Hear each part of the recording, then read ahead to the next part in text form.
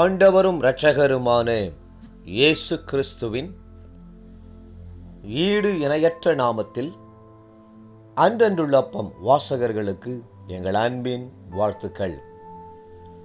2024 ஆண்டு ஏப்ரல் மாதம் 1ஆம் தேதி திங்கட்கிழமைக்குரிய தின தியானம்.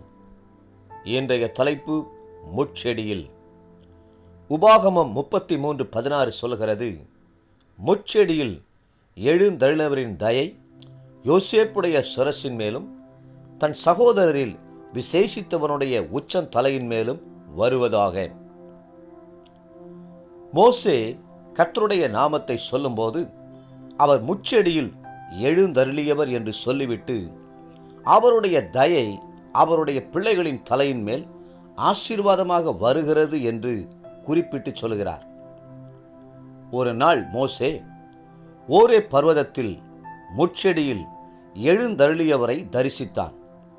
அதில் ஆச்சரியம் என்னவென்றால், அந்த முட்செடி நன்றாக பற்றி எரிந்த போதிலும் அழிந்து போகவில்லை, சேதமாகவில்லை. முட்செடிக்கு ஒரு தயவு கர்த்தரால் கிடைத்தது. அந்த முட்செடிதான் இஸ்ரவேலின் ஜனங்கள். தேவனுடைய ஜனங்கள் அக்கினி போன்ற பாடுகளின் வழியாக கடந்து சென்றாலும் அவர்கள் ஒருபோதும் எரிந்து முடிந்து போவதில்லை. பார்வோனுடைய கோபத்தீயில் அவர்கள் எரிந்தார்கள். பார்வோன் அவர்களை நிர்மூலமாக்கி அழிக்க வேண்டுமென்று நினைத்தான். ஆனால் அவர்களோ பலசாலிகளாய் பார்வோனை விட்டு வெளியே வந்தார்கள். இஸ்ரவேலை அழிப்பதற்கென வந்த ஜாதிகளும் ராஜாக்களுக்கும் அளவே இல்லை. பாபிலோன் ராஜாக்கள் அவர்களை அழிக்க நினைத்தார்கள். துஷ்ட ஆமான் சதி செய்து பார்த்தான். ரோம சாம்ராஜ்யம் அவர்களை அழிக்க பார்த்தது. முஸ்லிம் நாடுகளின் தலைவர்கள் யூதர்களை பல தேசங்களுக்கு சிதறப்படினார்கள். ஹிட்லர் யூத வம்சமே பூமியில் இராதபடி அழித்துவிட வேண்டுமென்று ஏராளமானவரை விஷவாயு குகையிலே செலுத்தினான்.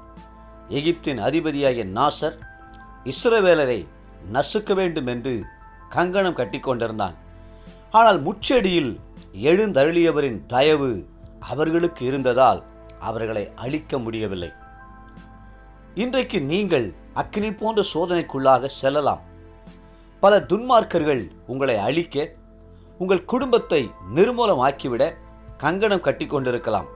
அதற்காக பல அதிகாரிகளையும் மந்திரவாதிகளையும் கூட அவர்கள் அணுகி இருந்திருக்கலாம். அவர்கள் உங்களுக்கு விரோதமாக யுத்தம் பண்ணினாலும் உங்களை ஒருபோதும் மேற்கொள்ள மாட்டார்கள். முட்செடியில் எழுந்தருளியவரின் தயை உங்களோடு கூட இருக்கிறது.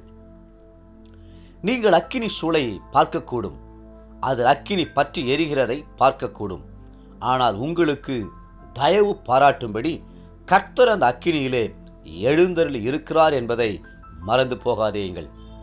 சாத்ராக், மேஷாக், ஆபேத்நேகோவை அழிப்பதற்காக நேபுகாத் நேச்சார் அக்கினி சூளையை 7 மடங்கு சூடாக்கினான். ஆனால் அவர்கள் அழியவில்லை. அவர்கள் அக்கினியில் இறங்கி உலாவினார்கள். அவர்கள் மேல் அக்கினி வாசனை கூட வீசவில்லை. அதுதான் முட்செடியில் எழுந்தருளியவரின் தயை. வேதம் சொல்கிறது, 2 நாளாகமம் 16:9, தம்மை பற்றி உத்தம இருதயத்தோடு இருக்கிறவர்களுக்கு தம்முடைய வல்லமையை விளங்க பண்ணும்படி கர்த்தருடைய கண்கள் பூமி எங்கும் உலாவிக் கொண்டிருக்கிறது.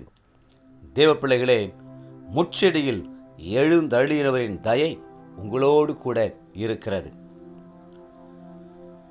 இன்றைய நினைவிற்கு ஏசாயா 43:2, தண்ணீர்களை கடக்கும்போது நான் உன்னோடு இருப்பேன், நீ ஆறுகளை கடக்கும்போது அவைகள் உன்மேல் புரளுவதில்லை, நீ அக்கினியில் நடக்கும்போது வேகாதிருப்பாய், அக்கினி ஜுவாலை உன் பேரில் பற்றாது.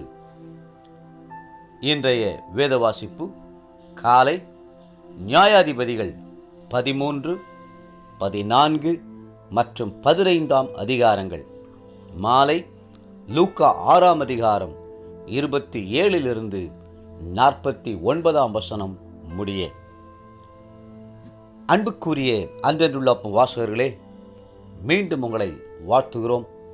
முட்செடியில் எழுந்தருளியவரின் தயை எப்பொழுதும் உங்களோடு கூட இருக்கிறது. கலங்க வேண்டாம். கர்த்தர் தாமே உங்களை ஆசீர்வதித்து மென்மேலும் உயர்த்துவாராக. ஆமென்.